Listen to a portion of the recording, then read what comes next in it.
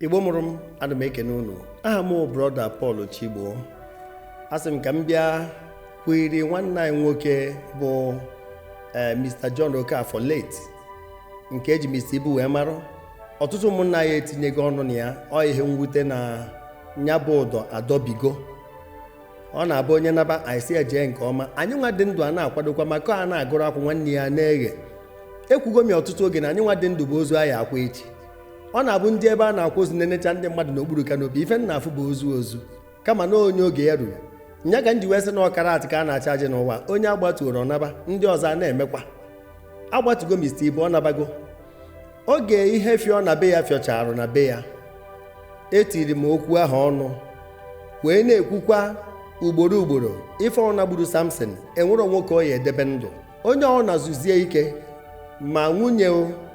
ma adopted daughter o ma ihe dị n'ukwu o nke ọsọ ọnya bụrụ nke ọ na-agburu nya na-arụzie aka mana ka anyị mara amarụ na onye bụ ụzọ pụba bara first bus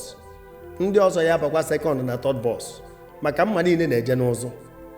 ndị bloggers onye ọ na-azụkwuzie ike ka onye nwụrụ anwụ nwee ike zuo ike ọ na-aba azọta ndụ edebere ọnwụ ihe niile azọrọ ndụ nwanne anyị nwoke ọ na-afụ na ọ dị ka akwụchara aka wee tinyere ọkụkọ akị manya dịba otu a ka ọ dịkwa nwanne anyị nwa ebe a dị Igbo azọchara ndụ ya ofu ahụ na ụma o mechaa naba mmụọ anyị ada nwa oke anyị ama agbaji ọgụbe ndị mmụọ ndụmọdụ m chọrọ inye anyị n'ikpeazụ bụ biko onye ọbụla na-eruo ndụ ya anya onye ọbụla gba mbọ dozie ezinụlọ ya put ya house in order. Anyị chetara nwanne anyị nwoke bụ late Saint Obi akọkwara akụkọ ife dị na ezinụlọ otu a ka ọ dịkwa ọtụtụ ndị ọzọ a na-anụ afa ha biko nwaanyị butuo nwoke butuo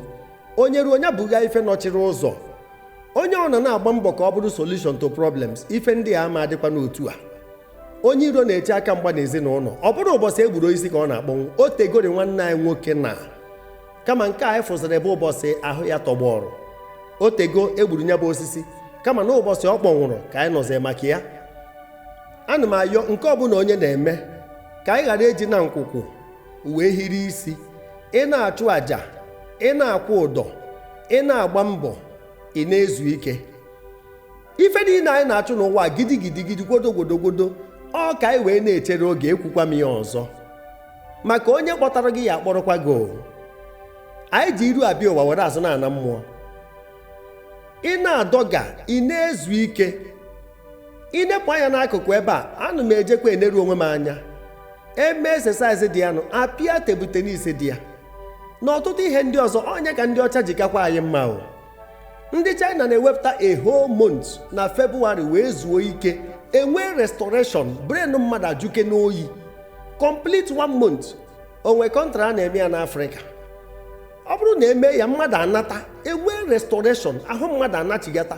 gọọmenti enwe palliatives